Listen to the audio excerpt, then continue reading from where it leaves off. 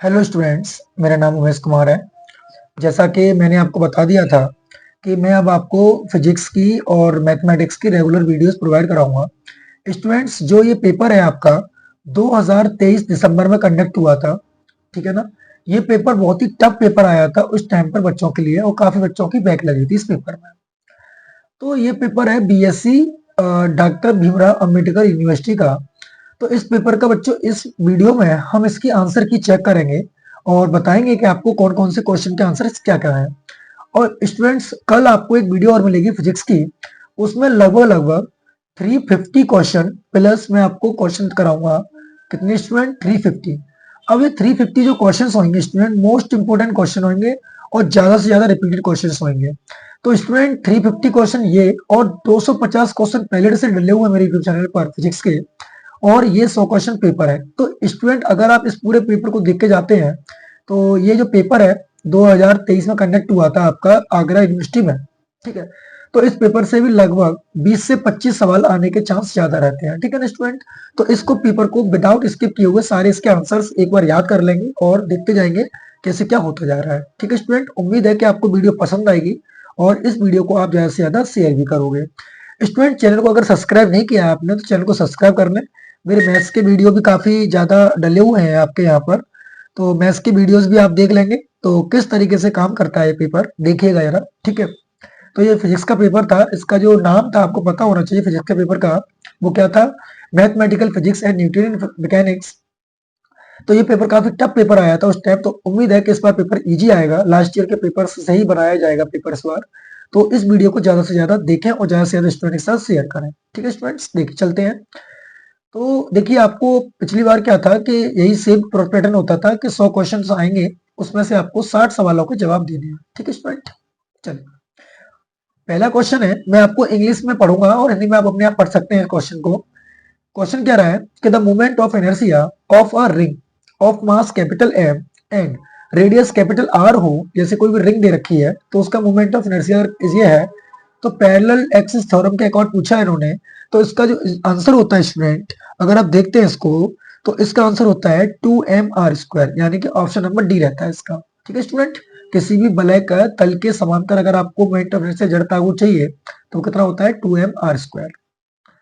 अगला क्वेश्चन है स्टूडेंट आपका, the rotational kinetic energy of a disk of mass m, capital M and radius r about the tangent perpendicular to the plane of disk। एक गोल चकती द्रव्यमान दे रखा है m और त्रिज्या दे रखी है उसकी r। गोलीय गति ऊर्जा के स्पर्श रेखा जो कि चकती के लंबवत है, तो उसके लिए क्या रिजल्ट रहता है इसका? तो इसका ऑप्शन रहता है स्टूडेंट 1/2 mr²ω²। इस चीज को ध्यान रखना है स्टूडेंट, ठीक है ना। अगला क्वेश्चन है, सबसे इंपोर्टेंट क्वेश्चन है ये भी। देखो, इन्होंने कहा है कोई बॉल स्टार्ट होती है फ्रॉम रेस्ट से लेकर एंड रोल्स डाउन करती है इन 30 डिग्री इंक्लाइन प्लेन पर। तो आपने एक फॉर्मूला भी देखा होगा, जैसे ये बॉल है तो ये इंक्लाइन कर रही है, कितनी मीटर पर डाउन पर कर रही है ये? तो 14 मीटर डिस्प्लेसमेंट दे रखा है, एस की वैल्यू यहाँ पर 40 मीटर दे रखी है, ठीक है ना, ट्रेवल करने वाली। तो ये कितने चक्कर लगाएगी और एंगल दे रखा है हमारे पास थीटा डिग्री। तो जब इसे फॉर्मूले के थ्रू सॉल्व करोगे स्टूडेंट, तो आपको इसका जो टाइम निकल के आएगा स्टूडेंट, वो 2.7 सेकंड निकल के आता है। इसको यार सॉल्व करके मैं अगली वीडियो में बताऊंगा आपको। अभी मैं केवल इस वीडियो में आपको आंसर की दे रहा हूँ।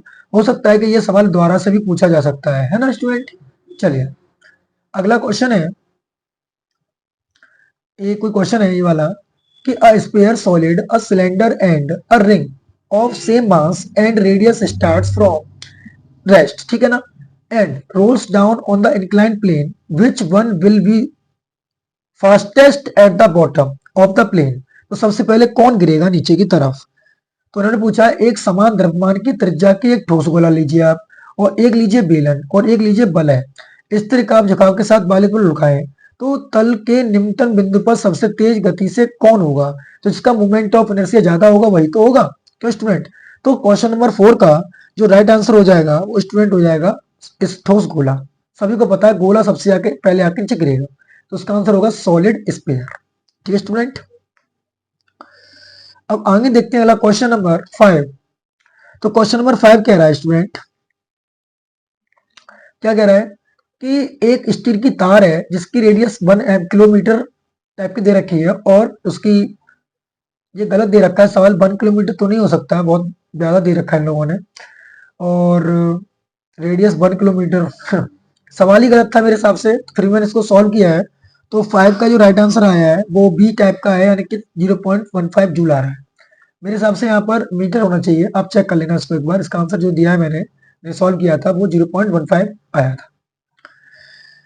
क्वेश्चन नंबर 6 की बात करें student, which type of shaft is required to transmit larger torque? कौन सी चीज होगी सबसे ज्यादा उसके पास बलागुट की जरूरत हो सकती है?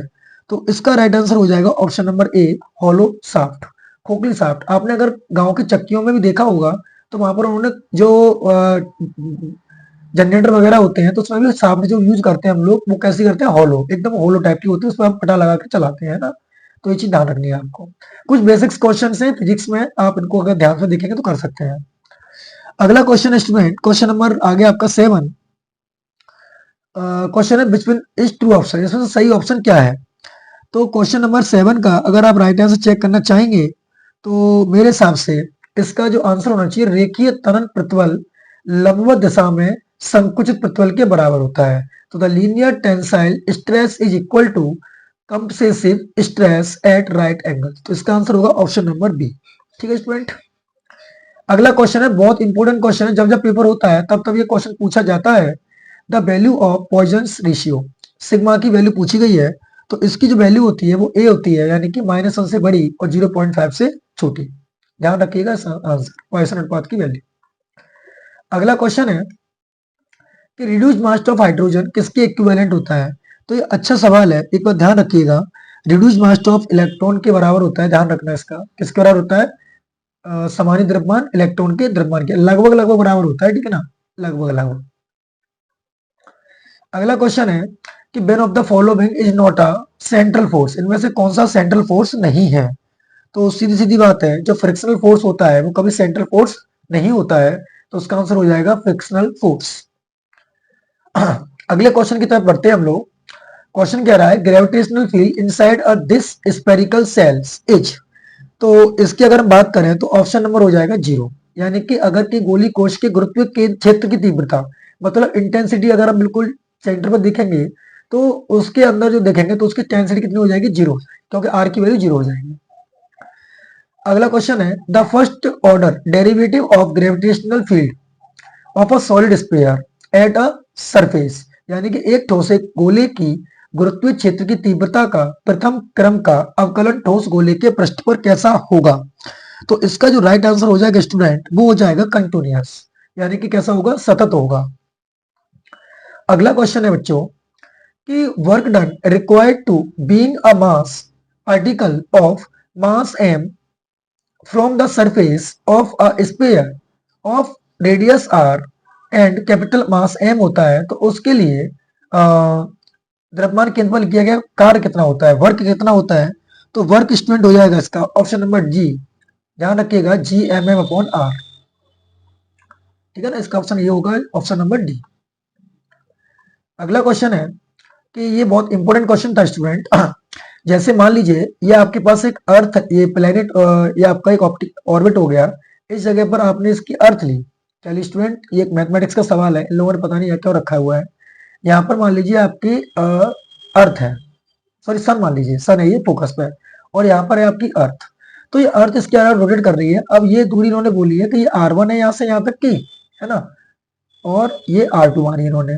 तो इनकी इसेंसिटी ई होती है, उत्केंद्रता जैसे बोलते हो आप लोग। तो इसके बीच का जो रिलेशन आता है स्टूडेंट, तो ऑप्शन नंबर सी आता है ना, ध्यान रखिएगा, 1 - e/1 + e। ये r1/r2 की जो वैल्यू होती है वो होती है 1 - e/1 + e। इसको अगर करेंगे तो r1 ब्रैकेट में 1 + e इक्वल्स टू 1 - e और r2। ध्यान रखिएगा, द मिनिमम मैक्सिमम तो दे रखी है r1 के साथ, तो मैक्सिमम r1 के साथ है तो प्लस कर दीजिएगा, अगर और मिनिमम दे रखी है R2 तो R2 के साथ कर दीजिए मिनिमम, मतलब माइनस। इस तरीके से इसको याद रख सकते हैं, काफी अच्छा सवाल है, पूछा गया 2-3 बार एग्जाम में। क्वेश्चन नंबर 15 की तरफ चलते हैं। कहता है कि angular momentum and applied torque on a planet in solar system is. तो सोलर सिस्टम में कैसा रहता है स्टूडेंट ये? तो इसका राइट आंसर हो जाएगा स्टूडेंट कांस्टेंट एंड जीरो। क्या हो सकता है इसका? सौरमंडल में किसी ग्रह पर लगने वाला कोणीय संवेग और आरोपित बल आगुर होता है। कैसा होता है? नियत और शून्य। अगला क्वेश्चन नंबर 16 की बात करें हम लोग, तो क्वेश्चन नंबर 16 जो है वो ये कह रहा है the angular momentum of a planet in solar system is, सौरमंडल में किसी ग्रह का कोणीय संवेग कैसा होता है? तो किसी सिस्टम में कोणीय संवेग जो होता है स्टूडेंट, इसका राइट आंसर हो जाएगा option number D, constant with respect to time. ठीक है ना, आपने डीपी अपॉन डी पढ़ा होगा, ये कांस्टेंट रहता है विद रिस्पेक्ट टू टाइम। अब हम बात करें जियो स्टेशनरी सैटेलाइट जो होती है from the surface of earth, वो कितनी दूरी पर होती है? तो ऐसा कोई फिक्स नहीं है, इस क्वेश्चन को उन्होंने पता ही नहीं क्यों डाल रखा है। वैसे जितना पता है 35,950 इसका राइट आंसर है। ठीक है, इस चीज को ध्यान रखिएगा। ठीक है, 35,950। Question number 18, binding energy of a satellite, ये बहुत इंपॉर्टेंट क्वेश्चन है।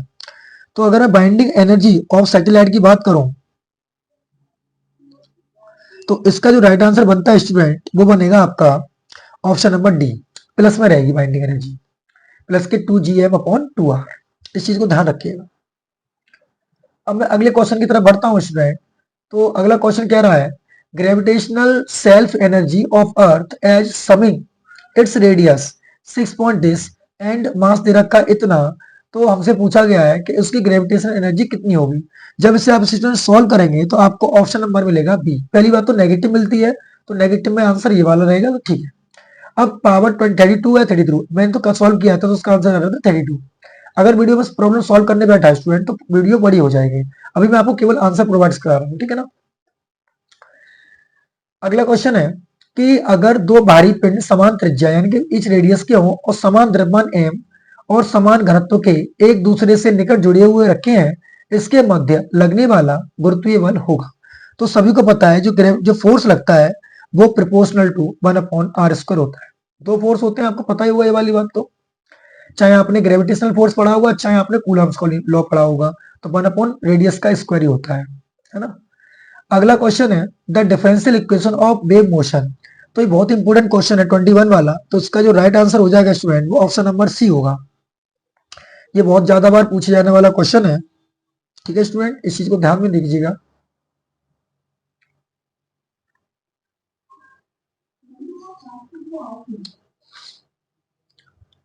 हाँ, एक बार चेक कर लीजिएगा इसका आंसर। आई थिंक यही है कि कंफ्यूजन थोड़ा सा मुझे, या तो ए और सी। तो मैं जाऊंगा सी के लिए, आप एक बार चेक कर लीजिएगा, ठीक है ना। अगला क्वेश्चन है, ये क्वेश्चन अच्छा है कि बाई बराबर 2 pi this equation of the wave identity correct is. तो कौन सी आइडेंटिफाई करिए, करेक्ट आंसर कौन सा होगा इसमें? तो स्टूडेंट इसका आंसर होगा option number B, the wave do not propagate energy, मतलब यह ऊर्जा स्थानांतरण करती नहीं है। ठीक है। अगला क्वेश्चन नंबर 23 की बात करें स्टूडेंट हम लोग, the negative slope on a potential energy curve is the given by. तो क्वेश्चन नंबर 23 का जो राइट आंसर हो जाएगा स्टूडेंट ऑप्शन नंबर ए, यानी कि बल। अगला क्वेश्चन है 24। तो 24 का राइट आंसर होगा student number option number B, 1/18 omega square A square. बच्चों पता नहीं इन्होंने सवाल इस टाइप कैसे बना दिए इन लोगों ने, ये थोड़ा 1/18 देखे ना, थोड़ा थोड़ा कंफ्यूजन था बच्चों के अंदर। तो इसका ऑप्शन नंबर इसका था बी। आई थिंक डी होना चाहिए, गलत दे रखा है इन लोगों ने। Option number D is right, है ना। पेपर थोड़ा बड़ा बना दिया था इन लोगों ने सवाल ये। हाँ, ये सवाल कह रहे हैं कि u बराबर दे रखा है, तो आप मास m दे रखा है, तो उसकी डिफरेंशियल इक्वेशन निकालनी है। तो ऐसा कौन सा ऑप्शन है इसमें डबल टाइम डेरिवेटिव करें और उसमें क्या जोड़ा है कि आंसर 0 आए। तो आप इसे सॉल्व करेंगे स्टूडेंट, तो ऑप्शन नंबर बी बनेगा। ठीक है, ऑप्शन नंबर बी। अच्छा सवाल था ये भी। ठीक है। अगला क्वेश्चन है कि एस एच एम तो सीधी रेखा में अगर गति कराते हैं तो उसका जो राइट आंसर रहेगा स्टूडेंट, तो बहुत इंपॉर्टेंट क्वेश्चन था ये भी। देखो इन्होंने क्या किया है, मैकेनिक्स में आपके एक पास एक मैथ होता था बीएससी 4th सेमेस्टर में, मैकेनिक्स, तो वहां से सीधे सवाल उठा लिए इन लोगों ने। फिजिक्स के तो मतलब एक तरीके से बननी चाहिए पार्ट 1 में सवाल, उस तरीके से लोगों ने नहीं बनाए थे इस बार। क्वेश्चन नंबर 27 की बात करें तो 27 का जो राइट आंसर होगा स्टूडेंट आपका ये कह रहा है कि द एवरेज काइनेटिक एनर्जी के बारे में बात कर रहा है, तो एवरेज काइनेटिक एनर्जी हो जाएगी इसकी ये 1/3 m omega square A square 1/6 m omega square A square, ठीक है ना, 1/3 और उसका हाफ ये होता है।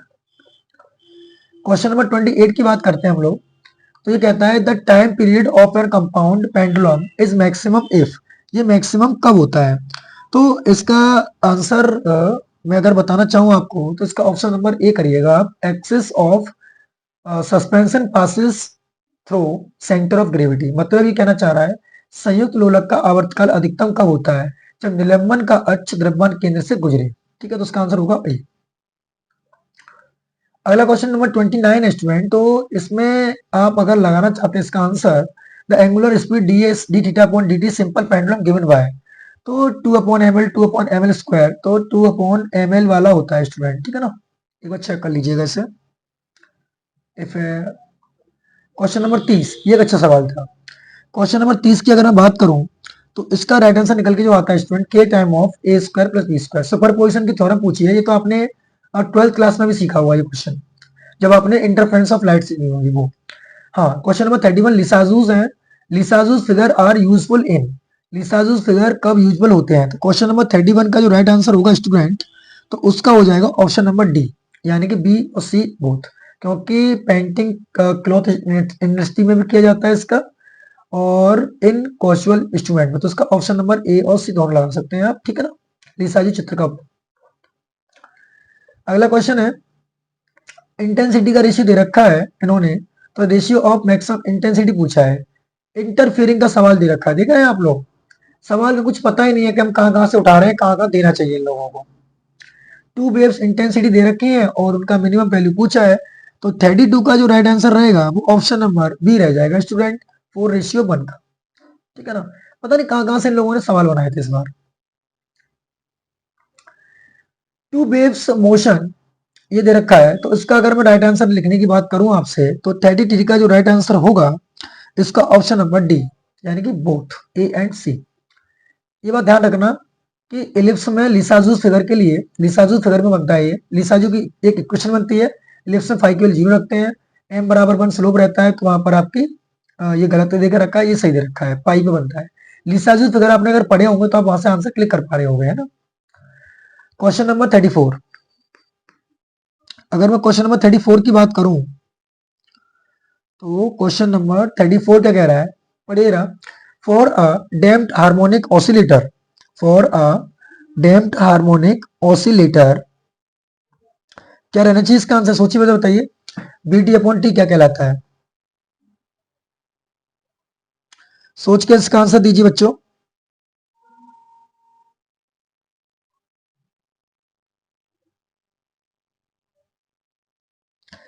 इसका आंसर क्या होगा, एक इसको बोलते हैं हम लोग लॉगरिथमिक डिक्रीजमेंट, अगर आप इसका सॉल्यूशन ढूंढते हैं तो e की पावर माइनस के बीटी अपॉन कुछ टाइप का निकल के आता है, तो माइनस में आ रहा है तो इसलिए क्या बोलते हैं इसको, लॉगरिथमिक डिक्रीजमेंट, तो उसका ऑप्शन नंबर आंसर हो जाएगा बी, ठीक है स्टूडेंट। अगला क्वेश्चन है example of damped harmonic oscillator, ये सवाल बढ़िया आया था, तो इसका जो एग्जाम्पल होगा तो हम सब जानते हैं बिलास्टिक गैल्वेनोमीटर इसका आंसर होता है ना, तो इसका आंसर होगा बिलास्टिक गैल्वेनोमीटर। हाँ, ये भी सवाल अच्छा था 36, the frequency of an oscillator W0 दे रखी है, तो डैम्प्ड ऑसिलेटिंग पूछी है इसकी फ्रीक्वेंसी, तो उसका आंसर हो जाएगा ऑप्शन नंबर ए, ठीक है ना, डिक्रीज बाई 12.5%। अगला क्वेश्चन है कि the amplitude for of a force oscillator, तो 37 का जो राइट आंसर होगा स्टूडेंट वो ऑप्शन नंबर बी हो जाएगा। एक बार इसको चेक करना है स्टूडेंट, आई थिंक मैं इसमें थोड़ा कंफ्यूज हूँ, 12.25 डिक्रीज होगा या फिर डिक्रीज 12.25 बाई क्यू स्क्वायर होगा, है ना, एक चेक करना है इसको जरा एक बार आप।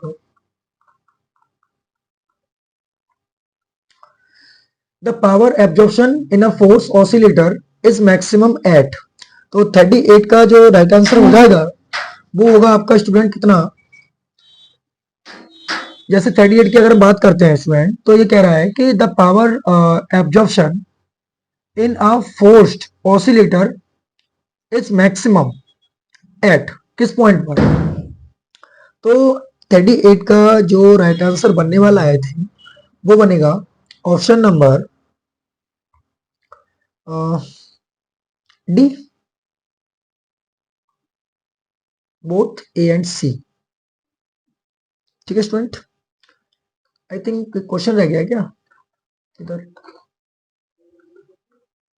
ठीक है, ये तो कर ही लिया था आपने। अगला क्वेश्चन, ये पता नहीं इन्होंने सवाल इतना टफ क्यों बनाया था पेपर ये लोगों ने। क्वेश्चन नंबर 91 का जो राइट आंसर आता है student number option number A आता है, इसके तो रिजल्ट याद रखने हैं आपको सीधे 39 का ए। क्वेश्चन नंबर 40 की बात करें हम लोग, अगर for a medium having refractive index same for all wavelength, किसके बारे में बात कर रहे हैं स्टूडेंट में? सेम फॉर ऑल वेवलेंथ के बारे में। तो क्वेश्चन नंबर जो 40 है उसका जो राइट आंसर बनेगा group velocity is equal to the plane velocity, यानी फेज वेलोसिटी, सॉरी। तो इसका राइट आंसर हो जाएगा ऑप्शन नंबर बी। ठीक है स्टूडेंट, इसका जो राइट आंसर होगा वो ऑप्शन नंबर बी हो जाएगा।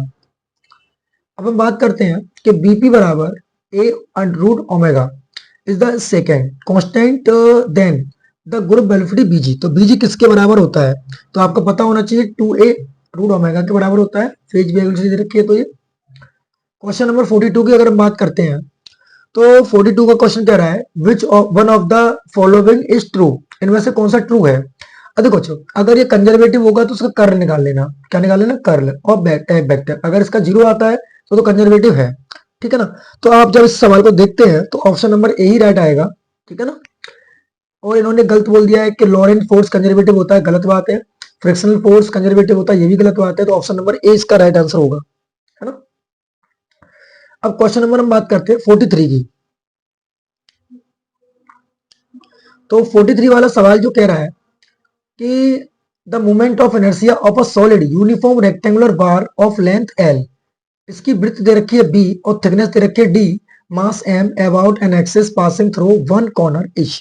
तो 43 का जो राइट आंसर होगा स्टूडेंट वो हो जाएगा आपका ऑप्शन नंबर ए। ठीक है ना?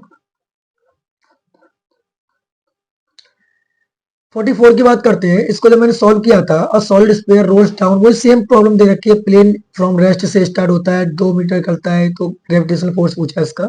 तो 44 का राइट आंसर सॉल्व करने पर मिला था मुझे 5.3 मीटर पर सेकेंड। इसकी मैट्रिक्स पूछी है इनर्शिया की, तो उसकी मैट्रिक्स आप लिख लेना। वैसे मैट्रिक्स बनी थी मेरी इसकी ए। ठीक है ना? इन्होंने पूछा है इनर्शिया टेंसर सिस्टम, 4 मासेस दे रखे हैं 1 2 3 और 4 kg, और इन्हें कोऑर्डिनेट दे रखे हैं रेस्पेक्टिवली। तो इनर्शिया पूछा है तो हाफ एम आर स्क्वायर निकालते जाएंगे। तो हाफ एम आर स्क्वायर निकालेंगे तो पहले वाले का 16 इस तरह चलता जाएगा। ये चेक कर लेना, इसका राइट आंसर ए आता है। ठीक है ना? अगला question student, centre of mass पूछा है किसी भी सर्कुलर कोन का। तो जो कोन होता है ना स्टूडेंट, ये आपका, तो आप इस पर किस जगह पर हाइट होती है पूरी एच इसकी, तो उसका सेंटर ऑफ मास होता है वो आपका जो बैठता है स्टूडेंट, आप देख सकते हैं यहां से कितना 46 के बारे में बात कर रहे हैं हम लोग। तो 46 का 3/h4। ठीक है ना? अगर आप इतना इतने सेंटर में देखें ना, तो यहां पर अगर आप इसे रखते हैं तो बैलेंस बन जाएगा ये 3/4h पर। 0 का 3/4h, क्योंकि एक्स एक्सिस के अबाउट पूछा है ना, तो एक्स एक्सिस तो 0 होगा, है ना? तो बाई एक्सिस पे आंसर आएगा इसका। तो पहले का हो जाएगा ये। अगला क्वेश्चन है, ये टेंसर एनालिसिस के कुछ क्वेश्चन आ गए। The number of independent components in a system tensor.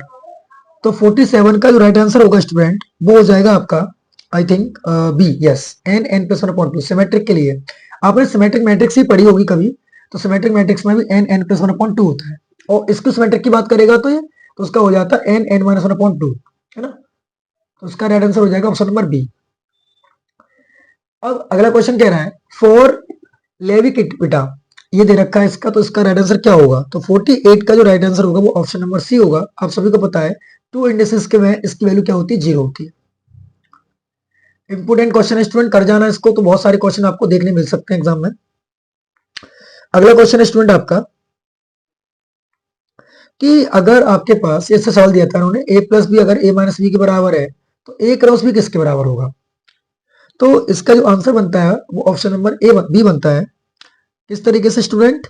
कि अगर मोड में a क्रॉस b बराबर दे रखा है a माइनस बी के, तो a क्रॉस b वैल्यू पूछी है, तो आप a माइनस बी और a प्लस बी देखिए। देखिए स्टूडेंट, जैसे आपके पास एक वेक्टर ये है और एक वेक्टर ये है, तो a वेक्टर है और ये मान लीजिए b वेक्टर है, तो a प्लस बी करोगे तो ये मिलेगा और माइनस करोगे तो उल्टा मिलेगा, तो उसका मतलब लेंथ दोनों की बराबर रहनी चाहिए कि नहीं रहनी चाहिए, तो ऑप्शन नंबर इसका बी सही हो जाएगा। अगला क्वेश्चन है कि अगर a plus b plus c zero है बराबर है, तो a क्रॉस बी क्या b क्रॉस सी के बराबर होगा, सही बात है। b cross c cross c के बराबर होगा, सही बात है। c cross a cross b के बराबर होगा, सही बात है। तो इसके ऑल ऑफ दिस सही हो जाएंगे, ठीक है ना।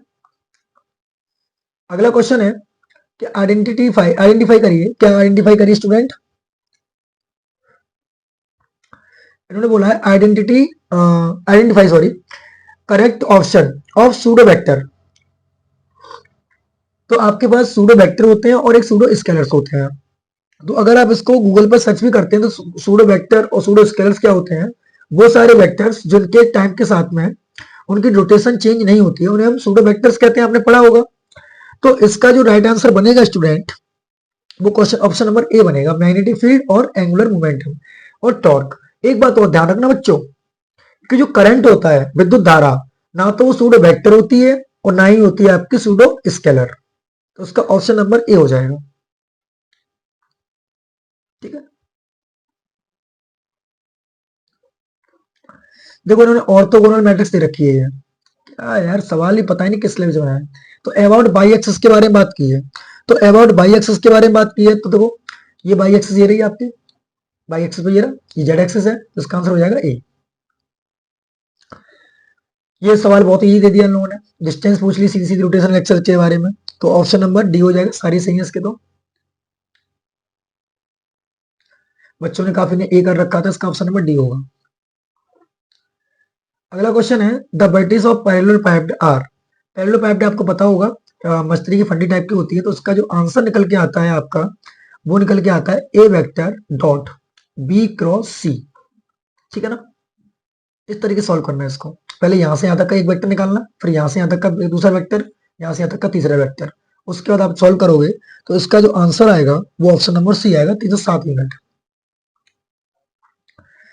द रेडियल एक्सेलरेशन पूछा है, तो ये रेडियल एक्सेलरेशन आर डॉट होता है, तो एक्सेलरेशन रेडियल वेलोसिटी होती है, तो सॉरी, तो इसका राइट आंसर हो जाएगा 55 का A, R double dot minus R T dot का स्क्वायर। ध्यान रखना इसको, रेडियल त्वरण। इनको पेज पर सारे फॉर्मूले लिख लीजिए, फॉर्मूले सारे ज्यादा पूछे जाते हैं। अगला क्वेश्चन है इफ फाई कोई भी स्केलर फील्ड है देन, तो क्या होना चाहिए।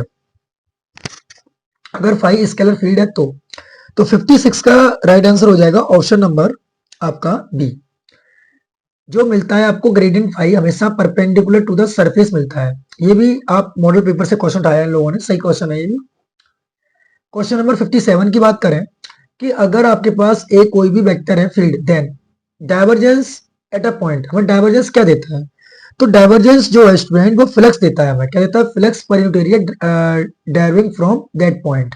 उसका आंसर हो जाएगा ऑप्शन नंबर बी। मैथमेटिक्स के सवाल चल रहे हैं, मान लीजिए फॉर अ गिवन वेक्टर, अगर किसी का डाइवर्जेंस जीरो है तो उसको क्या कहते हैं हम लोग, सोलेनोइडल, क्या कहते हैं, और कर्ल जीरो होता है तो उसे इरोटेशनल कहते हैं। इस चीज को ध्यान रखना आप लोग। अगला क्वेश्चन है स्टूडेंट कि ये कौन सा थ्योरम है, सबको पता है ये ग्रीन्स थ्योरम है। कौन सा थ्योरम है, ग्रीन थ्योरम। तो 59 का जो राइट आंसर हो जाएगा स्टूडेंट ऑप्शन नंबर,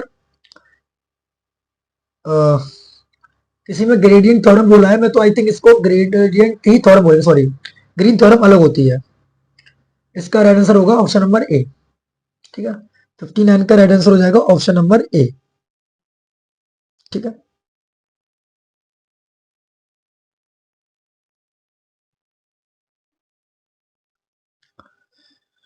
अगला क्वेश्चन है, क्वेश्चन नंबर देखते हैं अगला। कुछ क्वेश्चन ऐसे हैं इन्होंने पता नहीं कहां से डाल रखे हैं। डाइवर्जेंस ऑफ आर की पावर एन की वैल्यू पूछी है, तो सबको पता होगा आर की power n minus two r vector आती है, आप इसे सॉल्व भी कर सकते हैं। ग्रेडियंट ऑफ आर की पावर एन की value summation i del upon del x, r की पावर एन को सॉल्व करेंगे आप लोग, तो ये हो जाएगा समीशन आई एन आगे आएगा, आर की power n minus one del R upon del x आ जाएगा। तो इसकी वैल्यू रखेंगे आप लोग आई एन आर की power n minus one x upon R रखेंगे। जब इसे सॉल्व करेंगे तो आर की पावर एन माइनस टू बन जाएगा यहाँ से, तो एन माइनस टू यहाँ पर भी है और एन माइनस टू यहाँ पर भी है, एन भी तो आगे आ रहा है, इसका मतलब ऑप्शन नंबर ए सही है इसका। अगला सवाल है स्टोक्स थ्योरम पूछिए। तो स्टोक्स थ्योरम लाइन इंटीग्रेशन को सरफेस इंटीग्रल चेंज करती है with the help of curl. तो 61 का जो राइट आंसर होगा स्टूडेंट वो हो जाएगा ऑप्शन नंबर आपका क्या स्टूडेंट बताइए, ए। ठीक है, with the help of curl यही तो हो रहा है, क्लोज सरफेस पे काम करती है, तो ऑप्शन नंबर ए हो जाएगा।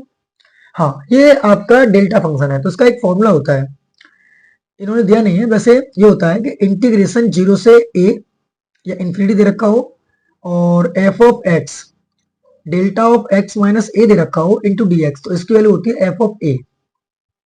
क्या होती है student, F of A. But वो जब होती है जब इंटीग्रेशन दे रखा हो, अगर इंटीग्रेशन नहीं दे रखा है तो हम एफ ऑफ ए की वैल्यू निकाल देंगे, तो कितनी हो जाएगी, 0। अगर इंटीग्रेशन होता तो ए स्क्वायर आती, अगर इंटीग्रेशन होता तो आंसर आता ए स्क्वायर, इंटीग्रेशन नहीं है तो उसका आंसर आएगा 0। ठीक, 63 की बात करते हैं हम लोग। तो 63 का जो राइट आंसर होगा ऑप्शन नंबर डी हो जाएगा। किसके लिए बात की इन्होंने, स्पेरिकल में। तो सबको पता है रेडियस स्फीयर की कुछ भी हो सकती है, 0 से बड़ी होगी, और थीटा की वैल्यू कितनी होगी, 0 से 2 पाई, और फाई की वैल्यू क्या होगी, 0 से लेके पाई तक के बीच में। ठीक है ना। अगला क्वेश्चन, क्वेश्चन नंबर 64। तो 64 में पूछा है कि अगर साई कोई भी सिलेंड्रिकल कोऑर्डिनेट सिस्टम दे रखा है तो इसका जो राइट आंसर बनने वाला होगा ऑप्शन नंबर ए बनेगा इसका। ठीक है ना। अगला क्वेश्चन 65। तो 65 का भी ऑप्शन नंबर ए ही है, इन्होंने ज्यादा सोचा ही नहीं है, ए ये लगाते गए ये लोग।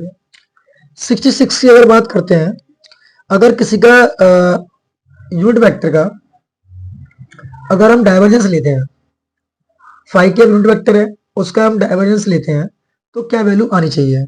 तो 67 का राइट आंसर होगा स्टूडेंट वो हो जाएगा ऑप्शन नंबर बी, यानी कि 0। ठीक है, ये आपका उसका सवाल है टेंसर का, तो इसका मैं राइट आंसर देना चाहूंगा आपको। अच्छा सवाल है, आ सकता है ये, ऑप्शन नंबर ए आता है इसकी वैल्यू।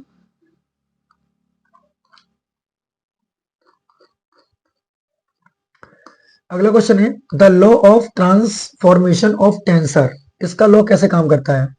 तो 69 का जो राइट आंसर होगा स्टूडेंट तो वो होना चाहिए, देखो बी वाले में अगर चेक करें, देखो आइटा है तो आइटा आइटा आइटा यानी ये सही हो जाएगा और सी सही हो जाएगा, तो तीनों सही है इसके, यानी कि ऑप्शन नंबर हो जाएगा डी। टेंसर को बच्चों थोड़ा सा पढ़ लेना। ये पूछ रहा है the total number of component of a rank 4 tension in 5 dimension. तो 4 पूछा है और 5 डायमेंशन पूछी है, तो उसका आंसर हो जाएगा ऑप्शन नंबर सी। ठीक है, 625 5 की पावर 4 हो जाएगा ना। अगला 71 के सवाल की बात करें, if A I is a if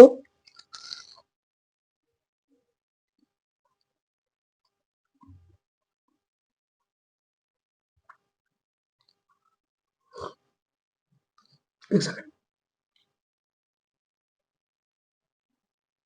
अगला क्वेश्चन है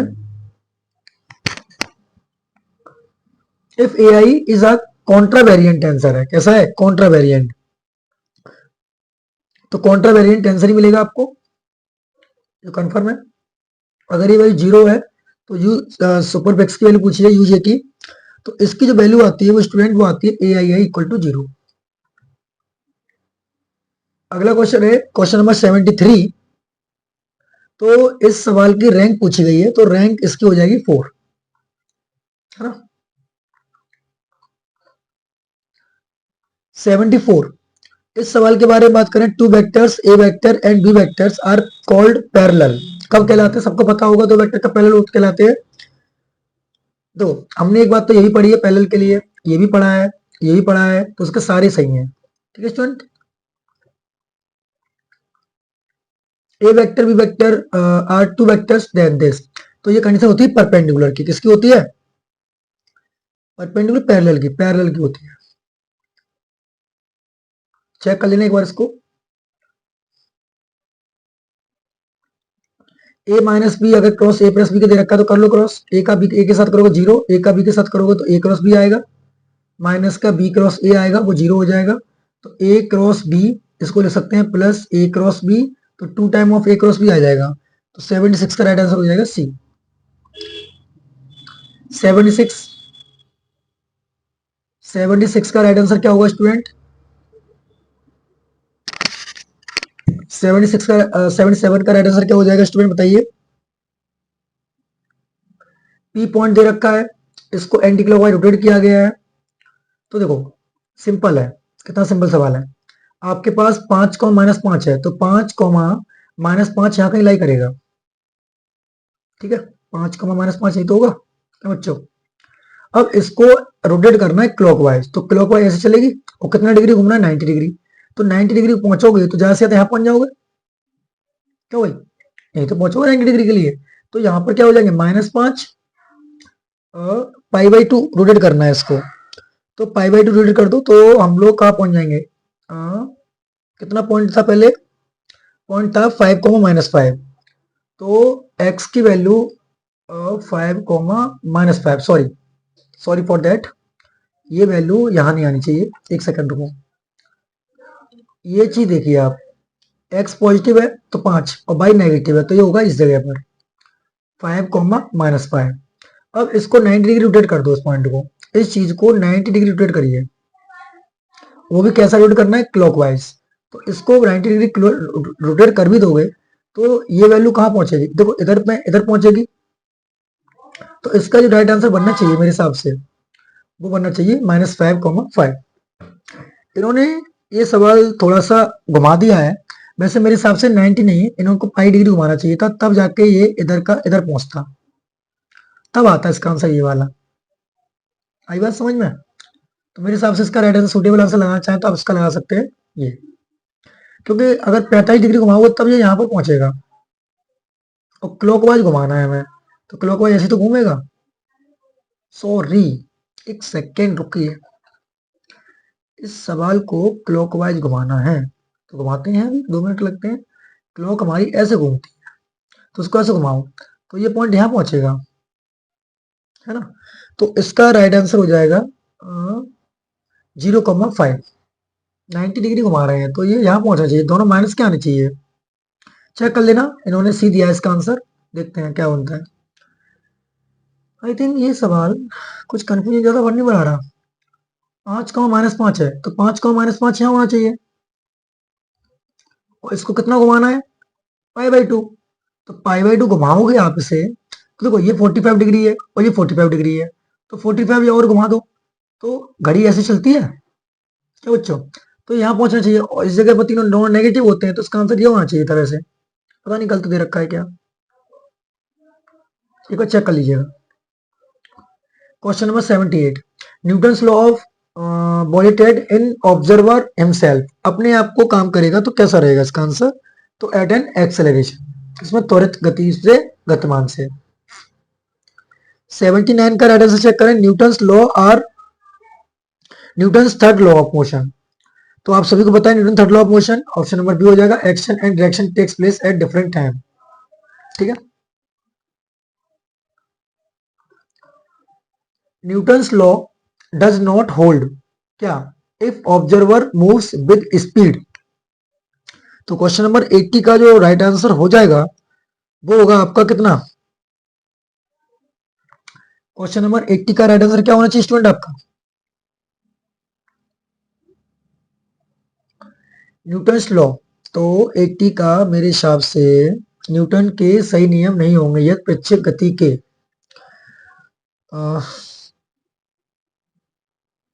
Newton's does not hold if observer moves will be speed of कितनी लाइट। यस, अगर आप लाइट की स्पीड चलोगे तो कभी इसके नहीं हो पाएंगे।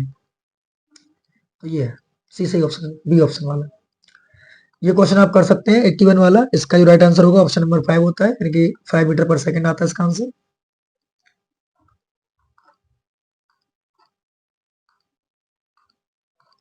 अगला क्वेश्चन,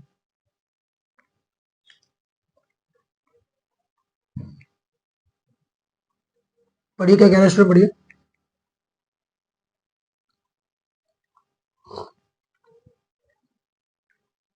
ये कह रहा है if you are standing on earth the earth motion in the pointed angle moving car will look, मतलब यदि आप पृथ्वी पर खड़े हैं तो गतिमान कर रहे पहिए के किनारे पर स्थित बिंदु की कैसे दिखाई देगी। तो ये बात आप जानते ही हैं, ये हमें साइक्लो टाइप की दिखाई देगी, जैसे पहिए पर खड़े हो जाओगे तो ऐसे बन जाएगा साइक्लो टाइप का, जैसे पहिया ये रहा, आप चलो कैसे बनते जाएगा साइक्लो टाइप का। गेलियन ट्रांसफॉर्मेशन किस पर बेस्ड है? तो गेलियन ट्रांसफॉर्मेशन आपको पता होना चाहिए किस पर बेस्ड है स्टूडेंट, ये इस पर भी है सिस्टम पर, और सी, यानी कि दोनों सही हो जाएंगे इसके, ए और डी, यानी कि ए और C. Euler force is observe when the reference frame is rotated with, कब घुमाया जा सकता, कब देखा जा सकता है आयलर फोर्स? ये मेरे हिसाब से इसके सारे आंसर सही होने चाहिए। अगला 85, तो 85 का क्वेश्चन है कोरियोलस फोर्स इज गिवन बाय, तो कोरियोलस फोर्स का तो आपको फॉर्मूला पता ही होगा, ऑप्शन नंबर बी होता है माइनस के 2 ओमेगा बी क्रॉस बी। अगला क्वेश्चन है which force is possible for break down of the third, तो इसका थर्ड तो पता ही होगा आपको, कोरियोलस तो आयलर फोर्स होता है तो 86 का जो राइट आंसर हो जाएगा स्टूडेंट, वो हो जाएगा सेंट्रीफ्यूगल फोर्स, ये होना चाहिए, इसने गलत बना दिया, ये होना चाहिए डी वाला। In a rotating frame of reference how many pseudo forces appears, कितने सूडो फोर्स लगते हैं उसके अंदर? तो क्वेश्चन हो जाएगा इसका ऑप्शन नंबर डी 4, 4 टाइप के।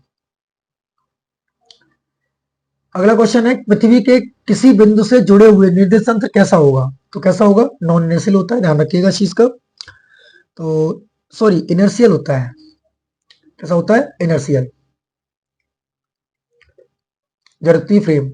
इनर्शियल फ्रेम क्या होते हैं? न्यूटन के लॉ को फॉलो करते हैं। तो 89 का राइट आंसर होने वाला क्या है? अ वेक्टर स्यूडो एज, अभी मैंने बताया था सदिश गुणन होता है, तो 89 का जो राइट आंसर होगा वो हो जाएगा ऑप्शन नंबर बी, यानी कि डिस्ट्रीब्यूटिव। क्वेश्चन नंबर 90 क्या कह रहा है? Identify the right option of a vector A, तो सभी को पता है ट्रायंगल प्रॉपर्टी है, तो ए प्लस बी बड़ा होता है अलग अलग वालों से, तो इसका राइट आंसर हो जाएगा आपका option number C, identify right option for vector A and vector B. तो vector A and vector B के लिए बात करेंगे, तो आइडेंटिफाई द 90 के बारे में बात करते हैं, तो identify the right option for the vectors, तो आप सभी को पता है दो वेक्टर की लेंथ निकालिए, तो आई थिंक मेरे हिसाब से इसका जो राइट आंसर होना चाहिए वो सी होना चाहिए, या आप बी देख सकते हैं, दो वेक्टर का डिफरेंस उनकी लेंथ निकालो, फिर तो वो ज्यादा आएगी या फिर जोड़ने वाली ज्यादा आएगी, तो मेरे हिसाब से बी लगाइए आप इसमें, बी और सी में डाउट है, बी लगा लीजिए। क्वेश्चन नंबर 91, कोप्लेनरी कंडीशन पूछिए तो उसका डिटरमिनेंट 0 कर देंगे, तो 1 2 9, और ये हो जाएगा आपका x, ये x दे रखा है इन लोगों ने, अच्छा वैल्यू पूछिए x की, ठीक है, 1 2 2 1 3, इसका डिटरमिनेंट कर दो 0, तो जब इसका डिटरमिनेंट 0 करोगे आप लोग तो किस टाइप का आना चाहिए? एक्स वैल्यू निकल के आएगी यहाँ से कोई सी एक, तो एक्स की वैल्यू निकल के आती है यहाँ से बच्चों कितनी? 2 निकल के आती है, 2 आएगी 3 आएगी, चेक कर लेते हैं 1 मिनट में। तो 1 दबाया हमने, तो इसका से करेंगे तो 3 माइनस 2, माइनस के 2 कॉमन लिया, इसका से करेंगे तो 3x, और इसका से करेंगे तो माइनस का 4, है ना, प्लस के 9, तो इसका हो जाएगा x और माइनस के 2 इक्वल टू 0, सॉल्व करिए तो ये हो जाएगा 1, और ये हो जाएगा माइनस के 6x और प्लस के 8, माइनस के 9x माइनस के 18 इक्वल टू 0, तो 9x ये रहे और 6x ये रहे, तो 9 में 6 गए तो 3x बचे, है ना, 8 और 1 9, और 9 में से 18 गए तो आपके बचेंगे 18, सॉरी 9, तो 3 3 या 9 बचना चाहिए, तो यानी कि 3 आंसर आना चाहिए इसका, है ना, आई थिंक यही बच रहा है, तो इसका ऑप्शन नंबर 91 का जो राइट आंसर होना चाहिए वो एग्जैक्टली में क्या होना चाहिए? 91 का राइट आंसर स्टूडेंट 3, तो आप इसको भी चेक कर लेना एक बार, मेरे हिसाब से इसका राइट आंसर होना चाहिए ऑप्शन नंबर बी होना चाहिए, ठीक है। ये सवाल कितना इजी है, the unit vector makes angle π/3 और π/4 एंड एक्यूट एंगल, तो इन दोनों का हमको पता है टोटल, अब बात करें यूनिट वेक्टर के लिए तो हमने पढ़ा होगा L² + M² + N², 12th class का क्वेश्चन है ये, अगर 12th में इसने वेक्टर पढ़ी होगी मैथ में, उससे हो जाएगा ये सवाल। तो इसका जो राइट आंसर आता है वो पाई बाई 2 निकल के आता है। आप l square plus m square plus n square बराबर 1 वाले से सॉल्व करना। साफ साफ बोला है कि पाई बाई 3 बनना है, pi by 3 pi by 4 and an acute angle theta है कोई। तो फिर आपको बताना है कि x y z x is respectively then value of theta. तो थीटा की वैल्यू क्या होनी चाहिए? तो I think pi by 2, no, एक बार चेक करना। आई थिंक इसका जो राइट आंसर बनता है वो ऑप्शन नंबर बी आएगा, क्योंकि एंगल पूछा उसने एक्यूट एंगल। तो एक्यूट एंगल इसमें से या तो ये है या तो ये है। अब पाई बाई 4 10 में पाई बाई 4 यानी कि साइन पाई बाई 4 1/2 और 1/2। तो एक बार चेक कर लेना ए और बी में से कोई एक राइट आंसर हो सकता है। Pi by 3 by pi by 4 तो नहीं होगा एक्यूट एंगल, क्योंकि 3 पाई बाई 4 एक्यूट एंगल बन जाएगा 3 इंटू 180 अपॉन 4। तो 4 से 35 एंड 45 45 3 नहीं, तो पहला आंसर आना चाहिए इसका। चेक कर लेना, पहला बनेगा मेरे हिसाब से। इसका राइट आंसर पहला बनेगा, एक्यूट एंगल वही बनना है और कोई एक्यूट एंगल नहीं दिखाई दे रहा मुझे इसमें।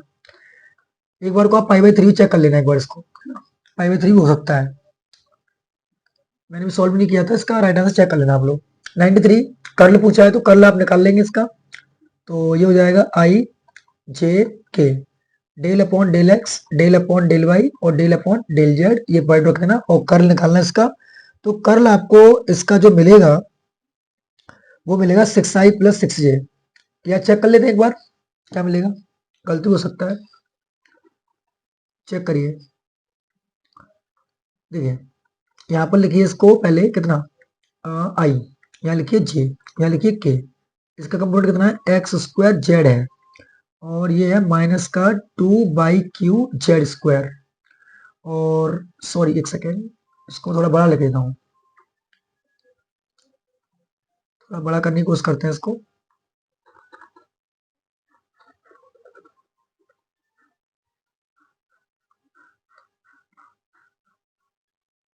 देखिए अब देखिए, तो यहाँ पर आई हो जाएगा, यहाँ पर जे और यहाँ पर के। तो यहाँ डेल अपॉन डेल एक्स, यहाँ डेल अपॉन डेल वाई और यहाँ पर डेल अपॉन डेल जेड। इसकी वैल्यू है एक्स स्क्वायर जेड और माइनस 2/क्यू जेड स्क्वायर, और ये हो जाएगा एक्स बाई स्क्वायर जेड। अब इसको सॉल्व करो, तो इसको सॉल्व करोगे तो आई डेल अपॉन डेल एक्स, इसका इसके साथ करोगे तो 2x y z आएगा। थोड़ा पेन छोटा कर लेते हैं, 2x y z तो कितना आएगा 2x/z, इसके साथ इसका करोगे तो प्लस का हो जाएगा ये 2/क्यू जेड, यानी कि 2 × z टाइप का, है ना।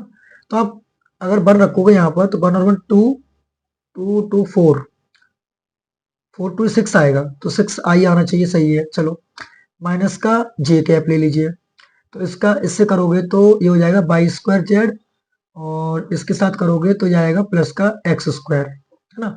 तो यहाँ पर अगर आप 1 1 रखोगे इस जगह पर, क्या रखोगे 1 1, तो ये रखोगे तो 1 1 2 हो जाएगा, और माइनस आएगा यहाँ पर, तो 1 से 1 कट गया। तो ठीक है, जे वाला कंपोनेंट नहीं आना चाहिए मतलब, तो जे वाला नहीं आएगा तो उसका आंसर होगा ऑप्शन नंबर बी,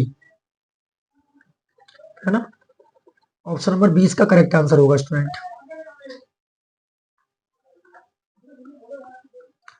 अगला क्वेश्चन है, ये तो पता ही होगा आपको, अगर एफ आर वेक्टर तो स्केल 3 भी होती है। तो स्टूडेंट अगला क्वेश्चन है कि 95 का, ये तो पता ही होगा आपको, ये सिंपल है, जोड़ नहीं देना है आपको, तो सेमेस्ट्री फॉर्म दे रखी है। तो इसका राइट आंसर हो जाएगा स्टूडेंट आपका option number D. 96 in the expansion this, तो डमी इंडेक्सेस के बारे में बात की है, तो डमी इंडेक्स के बारे में आपको पता होना चाहिए। ऑप्शन नंबर सी हो सकता है इसका, है ना। ए वेक्टर इज कंजर्वेटिव, तो कंजर्वेटिव के लिए क्या होता है, कंजर्वेटिव के लिए क्या होता है, इसका फोर्थ वर्क 0 निकल के आता है। तो 97 का राइट आंसर हो जाएगा आपका डी, बिल्कुल सही बात है, ये भी सही बात है, ये भी सही बात है, ये भी सही बात है। मैकेनिकल एनर्जी कांस्टेंट रहती है कंजर्वेटिव में। 98, तो 98 की बात करें तो मैं इसको हिंदी में दिखाई देता हूँ, क्या क्या क्वेश्चन था। 98 में पूछा है the sum of moment masses of a system of particle is zero if, कब जीरो होता है? तो ये zero moment are about centre mass, ठीक है ना, इसका आंसर होना चाहिए आई थिंक मेरे हिसाब से सी। क्वेश्चन नंबर है अगला 99, ये सवाल अच्छा आया था। आपको सेंटर मास पूछा गया था तो इसके बीच में हाफ करना, तो ये वैल्यू हाफ हो जाएगी। कोऑर्डिनेट निकालना तो फॉर्मूला लगाना m1 x1 plus m2 x2 plus m3 x3 upon m1 plus m2 plus m3, comma करके y के साथ, कॉमा करके z के साथ। तो उसका जो राइट आंसर आता है वो ऑप्शन नंबर ए आता है, ठीक है। अगला क्वेश्चन है क्वेश्चन नंबर 16। इन्होंने पता नहीं पोटेंशियल एनर्जी का बीएससी थर्ड ईयर का सवाल है ये, यहाँ क्यों डाल रखा है इन्होंने। तो क्वेश्चन नंबर 100 का ही राइट आंसर होगा स्टूडेंट, ऑप्शन नंबर डी हो जाएगा। इसका डेरिवेटिव पूछा जाता है, ठीक है ना, चेक कर लेना। तो स्टूडेंट लगभग लगभग इसमें सारे सवाल सही बन के कराए आपको। एक बार अगर आपको लगता है कि इसका आंसर ये हो सकता है तो आप कमेंट कर देना स्टूडेंट, क्योंकि इसके आंसर की मेरे को नहीं मिली है अभी, ठीक है ना। तो स्टूडेंट मैंने आपको क्वेश्चंस कराए हैं, उम्मीद है कि आपको ये वीडियो पसंद आई होगी। ज्यादा से ज्यादा क्वेश्चन सही ही है इसमें के अंदर, हाँ। तो आप लोग इसको चेक कर लीजिएगा, है ना। आई होप ये आपको वीडियो पसंद आई होगी। और अगली 250 प्लस क्वेश्चन की एक वीडियो आने वाली है, 350 क्वेश्चन प्लस की, उसको भी देख जाना आप एक बार, ठीक है। Thank you student.